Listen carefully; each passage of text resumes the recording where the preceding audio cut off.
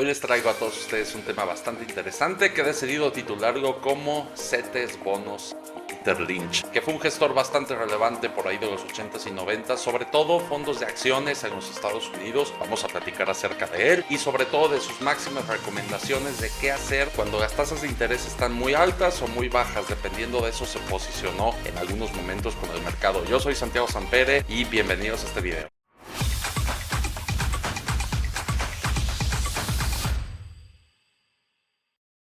Les cuento primero un poco acerca de Peter Lynch. La verdad es que es un gestor que no necesita mucha presentación en los Estados Unidos y les voy a platicar un poco acerca de él. Voy a sacar literalmente el artículo de Wikipedia y se los voy a mostrar. Entonces, Peter Lynch, como bien decíamos, fue muy conocido por ser gestor del fondo Magellan, o la traducción en español sería Magallanes, en Fidelity Investments. Fidelity es uno de los grupos más importantes, sobre todo de inversión en Estados Unidos. Si se fijan, se dedica sobre todo a la parte de gestión de activos, planes de pensiones, 401k, que es el equivalente a las Afores en México. Tiene su sede social en el caso de Boston y entre los años 1977 y 1990, Peter Lynch tuvo en este fondo una locura de rentabilidad, un 29.2%, o sea, un récord impresionante. Y pues prácticamente eso era el doble de lo que estaba dando el S&P 500 en esos años y además pues lo convirtió en el fondo más rentable de todo el planeta prácticamente. Un fondo mutuo, fondo de inversión, digamos así, como los que se compran en las operadoras. En ese lapso, sus activos bajo gestión pasaron de 18 millones de dólares a 14 billones, ¿no? Entonces, la diferencia no fue solamente en un tema de rendimiento, sino atrajo a tantos inversionistas o gustó tanto su forma de gestionar el dinero que además se volvió sumamente famoso. Tenía algunos principios de inversión básicos, sobre todo su inversión se especializaba por ser conocida como inversión en acciones growth o de crecimiento, por así decirlo. Un poco distinto a lo que hacía Warren Buffett, aunque de manera muy semejante podríamos decir que estos dos personajes se parecen. Lo que decía Peter Lynch sobre todo que era muy importante es invertir en lo que conoces y en el conocimiento local. La verdad es que le gustaba mucho ir a ver a las empresas directamente, cómo les está yendo sus números, qué es lo que sienten aparte de los directores, qué le dicen los directores, entre otras cosas, ¿no? Peter Lynch ha tenido además dos libros muy famosos. Uno de ellos se llama One Up on Wall Street, que significa un paso por delante de la bolsa, y el otro es este de por aquí, que es justamente en el que nos vamos a enfocar para el video del día de hoy, que se llaman Beating the Street. Recordemos que cuando hablamos de Wall Street nos referimos a todos los inversionistas de esa calle famosa que está en Nueva York, y sobre todo ahí están unas de las gestoras más importantes de todo el mundo. Cuando dice entonces Beating the Street, significa entonces ganándole a la calle, ganándole a todas esas gestoras, ganándole al mercado, por así decirlo. Son 18 lecciones aproximadamente que están contenidas en este libro. Tiene diversas cosas que le han servido a él durante sus épocas de inversionista y directamente en concreto vamos a repasar una de ellas, la número 8. Entonces el principio número 8 se titula de la siguiente forma: When yields over long-term government bonds exceed the dividend yield of the S&P 500 by 6% or more, sell your stocks and buy bonds. Entonces básicamente lo que dice esto, traducido un poco al español, sería cuando el cupón que están pagando los bonos de largo plazo del gobierno exceda por un 6% o más al dividend yield, es decir, al dividendo que te paga el ETF del S&P 500, vende tus acciones y compra bonos. Es de la única forma en que Peter Lynch rompía, digamos así. Recordemos que viene de los años 80 y sobre todo le toca la época de Paul Volcker al frente de la Reserva Federal, y en ese momento la inflación en Estados Unidos se fue a prácticamente 10%. Cuando la inflación subió de esa forma, lo que le quedó a Lynch pues fue prácticamente seleccionar de manera muy concreta empresas, pero sobre todo proteger el portafolio, porque recordemos que la media de retorno del Standard & Poor's 500 está entre un 9 y un 11% anual. Entonces cuando tú tienes renta fija, digamos CETES, bonos, etcétera, que te pagan un cupón prácticamente libre de riesgo, acuérdense que hablamos de bonos de gobierno, y te está pagando prácticamente un 11%, ¿por qué me voy a jugar riesgo en acciones para tratar de obtener mayor rentabilidad cuando la rentabilidad media, la rentabilidad tradicional de las acciones es un 11%? Entonces eso es bastante interesante aquí de tener en cuenta, porque lo que decía es, me interesan los bonos pero solamente cuando me pague un 6% 2% más. Entonces a ese 1.5 que ahorita está pagando más o menos el S&P 500 de dividendo, habría que sumarle pues ese diferencial para que entonces nos compensara esa forma. Entonces tenemos que sumar ese 6 más el 1.5. Digamos que los bonos de largo plazo entonces nos tienen que estar pagando aproximadamente un 7.5%. La cartera se vuelve mucho más defensiva, digamos que no conviene en ese momento estar en acciones, pero aquí tenemos además una lección bastante interesante, y es que esto se ha cumplido mucho en Estados Unidos, que tiene un target de inflación de 2%, pero México tiene un target de inflación un poquito más alto, entre un 3 y un 4%. Lo interesante con esto es que en México sí tenemos cifras que están por ese rumbo de un 6% más. Entonces yo les quiero mostrar una comparativa relevante que les va a servir a ustedes y hacerles la siguiente pregunta una vez más. Si el NAFTRAC, que es el ETF del IPC, ha dado aproximadamente un 10% compuesto a lo largo del tiempo, ¿qué podemos esperar entonces si invertimos en bonos, si invertimos en CETES en este momento? Vamos a la comparativa. Aquí tenemos esta pequeña gráfica que nos muestra un poco la comparativa de cómo se ha comportado la tasa de interés en México, y entonces pues lo que tenemos aquí básicamente se asemeja mucho a lo que ha estado pagando el CETE. Si nos vamos por ahí del año 2005, vemos que el CETE está pagando prácticamente un 9, luego bajó un 7, época de Felipe Calderón, elecciones, etcétera, subió de manera ligera y luego prácticamente siguió con lo que pasó con Estados Unidos, que fue una crisis fuerte en el mercado accionario, pero también que hizo subir bastante a los bonos. En ese momento, pues recordemos, lo que hicieron los bancos centrales fue bajar las tasas de manera agresiva, para así entonces que la gente pudiera tomar crédito y así estimular la economía. Entonces lo que pasó con el CETE o con la tasa de interés de México fue que de un 8.25 pues prácticamente la tasa bajó a un 4.5, una disminución de 50%. La inflación siguió bajando en México, eso fue una bastante buena noticia, y entonces incluso con el cambio de las elecciones por ahí del año 2012, cuando entró Peña Nieto a la presidencia, todavía esta tasa de interés de 4.5 llegó a bajar hasta 3, es decir, toda la parte de 2014, 2015 y 2016 fue además de crecimiento económico para México, pero sobre todo fue muy buena en el sentido de que la inflación estaba muy contenida, la inflación estaba muy baja en ese momento en México. Entonces prácticamente un CETE estaba pagando un 3%. Recordemos, media anualizada de las acciones estamos hablando de un 11 y aquí tenemos un CETE que nos está pagando un 3. Sin embargo, lo que pasa es que luego viene una espiral fuerte de inflación en México, el alza del precio del combustible, regulaciones energéticas que se lanzan, y entonces lo que pasó con la tasa de interés y con la inflación misma durante los últimos años de Peña Nieto, más o menos 2017-2018, pues esa tasa de interés subió y subió bastante, porque de un 3 se nos fue un 7 y llegó a estar casi en 8.25, es decir, casi una subida de 150 o hasta más por ciento. Entonces prácticamente el CETE de estar pagando un 3 por acá, pues esa tasa subió un 7, que ya se volvió una tasa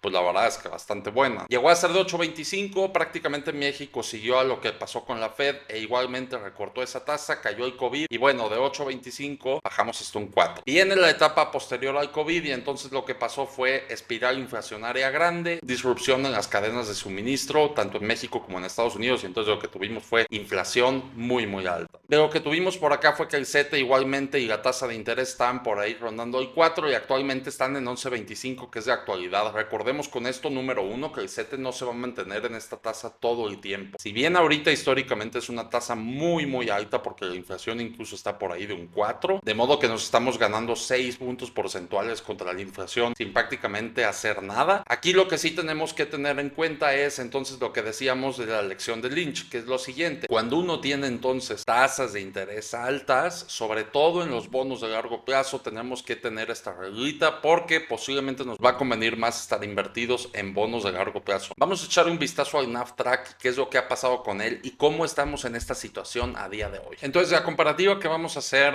la podríamos haber hecho con bonos de largo plazo, pero me interesa también hacerla sobre todo con, pues en este caso, lo que se ya conocen como bonos cupón cero, que serían los CET. Entonces vamos a checar qué pasó primero con ellos. El promedio del CET en el año 2006 fue un más 7,62 y vamos a checar qué fue lo que pasó en el IPC. Abrió por 17.95 aproximadamente el ETF, que es el NAFTRAC, como decíamos. Engloba, acuérdense, a las 35 empresas más importantes de tamaño, en ventas, capitalización en la Bolsa de México: América Móvil, Bimbo, Arca Continental, FEMSA, entre otras. El rendimiento entonces en este año pues fue buenísimo, para el Nasdaq, muy bueno, un más 47%, la verdad es que muy fuerte. Si se fijan, esta bajada pues prácticamente fue del tiempo electoral, podríamos decirlo, de 22 bajó a 18, pero una subida entonces de un 47% acá para el Nasdaq, una subida muy fuerte. En el año 2007, que es donde continúa entonces nuestra comparativa, ahora lo vamos a ver por acá, y en el año 2007 pues lo que tuvimos fue también otro buen año para el IPC. Lo tuvimos abriendo aproximadamente al Nasdaq por ahí de 26 pesos cada acción, aproximadamente, un poquito más, por ahí de 26,48 y cerró en 29,73 aproximadamente. Pagó un 12,24 entonces en ese momento en el IPC.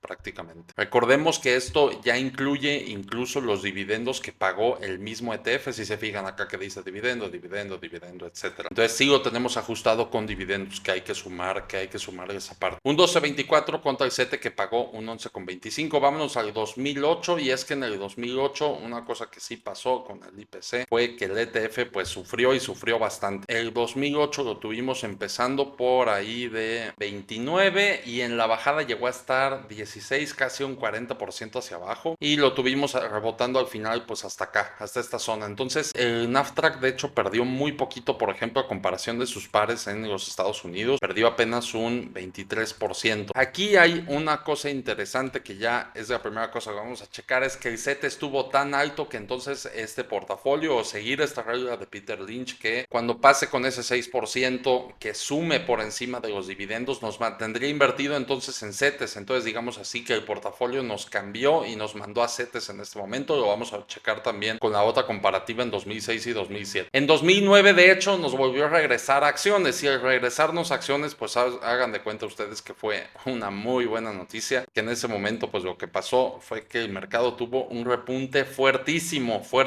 por parte del IPC, y de ahí subió como la espuma prácticamente un 43%, podemos decir así. Tenemos por acá el año 2010 igualmente, el CETE se mantuvo en 4.50. De hecho aquí no nos saca en ningún momento de estar invertido en acciones prácticamente hasta el año 2018, prácticamente toda esta década, casi década, a 2010 a 2018, nos mantuvo invertido en acciones en el caso de México. 2010 nos convino mantenernos invertidos en acciones, vamos a ver que sí, por acá está la noticia, y entonces tuvimos este rendimiento muy bueno con el caso del IPC, tuvimos en total un más 17,78, entonces si se fijan muy superior al CETE, prácticamente casi 4 veces lo que pagó el CETE en ese año. 2011 recordemos que nos mantuvo todavía invertido, fue un año un poquito más volátil para la bolsa en México, y entonces bueno pues la apertura de por acá nos mandó hasta esta zona de por aquí, menos 2,58 en ese año para el IPC. 2012 seguimos invertidos con esta reglita de Peter Lynch, y entonces tenemos que el CETE está pagando un 4,50 anual, mientras que nosotros en el 2012 nos embolsamos esto en la bolsa mexicana. 2012 prácticamente subiendo otra vez de manera fuerte, y tuvimos por aquí un 16,32, otra vez casi 4 veces lo que estaba pagando el CETE en ese momento. Llega el 2013, como decíamos, la elección federal de México, y pues bueno, lo que tuvimos al IPC fue una parte del año bajando y luego continuando ese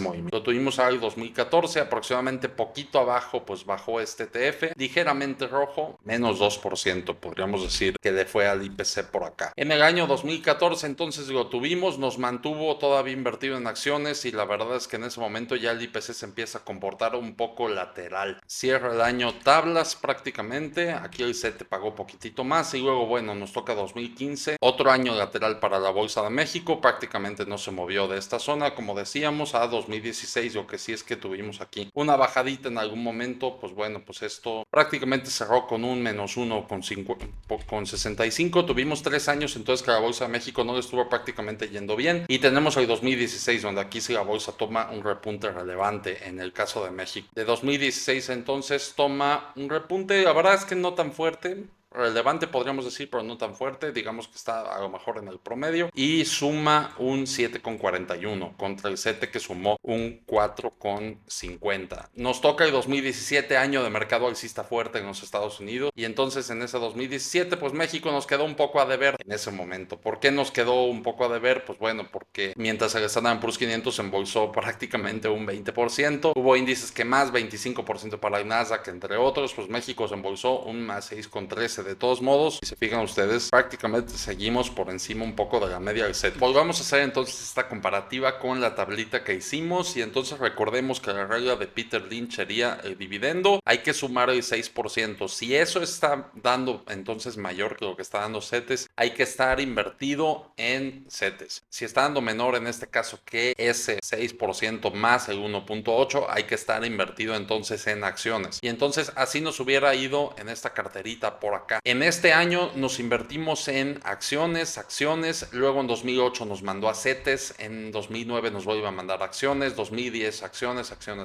prácticamente toda esta década de acá, como decíamos, hasta 2018 que nos manda con el promedio que fue CETES para 2018 y 2019 y luego nos toca 2020 que prácticamente nos vuelve a mandar acciones, 2021 entonces nos toca otro año de acciones y acciones una vez más en 2022 muy ligeramente en este cálculo y luego los últimos 2 años definitivamente nos ha mandado a CETES. Prepárense para el redoble de tambores y aquí viene la locura después de haber hecho entonces esa mezcla que cada que exceda este 7.8% nos mande a CETES y que cada que disminuya nos mande acciones, tenemos un rendimiento en la cartera de un 201.74 del año 2006 para acá. Es decir, prácticamente hemos triplicado el dinero en ese lapso. Lo que nos muestra por acá la cartera con CETES es que prácticamente nos otorga un 119. Nos ha pagado más estar en acciones a lo largo del tiempo. Recordemos que las acciones se desenvuelven mejor en largos plazos. Nos ha pagado un 141.42% en esa parte. Pues la cartera de acciones, estar simplemente indexado al IPC, las 35 empresas más fuertes de México, y estar entonces en CETES pues nos ha dado un 20% menos de rendimiento a lo largo del tiempo. Sin embargo, esta cartera pues como decíamos haciendo simplemente la mezcla de cuando pasa ese 6% y hay que quitar el rendimiento entonces del dividendo del IPC, si nos pasamos directamente a acciones o bonos dependiendo de eso, pues la cartera prácticamente mejora por mucho los resultados. De un 141% del IPC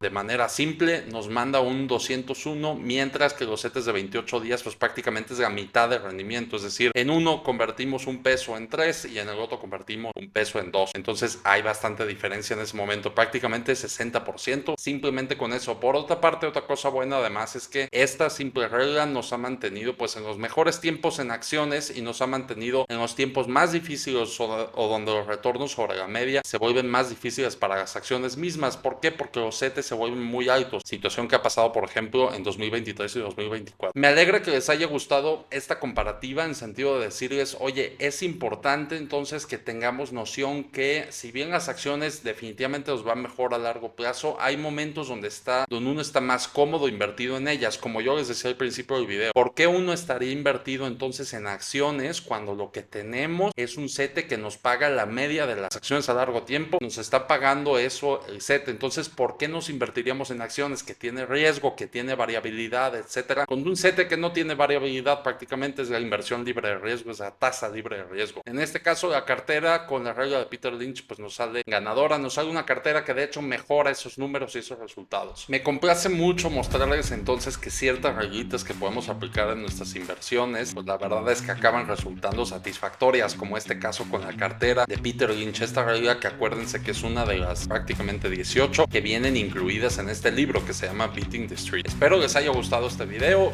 fue un video un poco más complejo que los demás, pero al final de cuentas pues aporta valor para obtener mejores rendimientos. Espero les haya gustado sobre todo para que vean ustedes cómo podemos obtener una mejor optimización de la cartera y por lo tanto obtener mejores rendimientos y menor variabilidad en nuestros rendimientos a largo plazo. Recordemos que la regla general de Lynch pues sobre todo aplica en países cuya inflación sobre todo en el tiempo permanece estable. Esta regla definitivamente no nos aplica con otros países que han sufrido por esa parte de la inflación y que esta reglita pues no tendría sentido en algún momento. Incluso en los Estados Unidos ha habido momentos clave donde prácticamente no hemos visto toda esta década pasada que las tasas se mantuvieron entre un 0 y un 0.25 y lo mismo con Europa. Prácticamente esta regla nos hubiera dicho mantente en acciones y de hecho hubiera sido una gran inversión simplemente haberse mantenido en acciones. A día de hoy sí está pagando por ejemplo los bonos de largo plazo en Estados Unidos alrededor de un 4.75, el Treasury Bill que es el equivalente al CETE está pagando un 5.25, pero sin embargo no nos da la lección para decir oye pásate a bonos todavía. La verdad es que si alguien conserva acciones en su portafolio sigue siendo una bastante buena opción. Definitivamente no es lo mismo que mantenerlas con las tasas de interés en un 0%. La renta fija ya nos está pagando algo en Estados Unidos después de mucho tiempo sin pagar absolutamente nada. Y bueno, pues de todas formas se mantiene la regla del Lynch vigente, sobre todo en México. Yo lo he utilizado bastantes veces donde he platicado con mucha gente y simplemente les he dicho, oye, no tiene ningún caso que estés invertido en acciones porque tienes un CETE que está altísimo, te paga la media aproximada del IPC. Entonces, ¿por qué me voy a jugar yo un 1 o 2 puntos porcentuales incluso cuando ya me los está dando la renta fija? Si los puedo obtener de alguna u otra forma, pues bueno, me iguala mi compensación, pero lo que no se iguala de manera definitiva es el riesgo.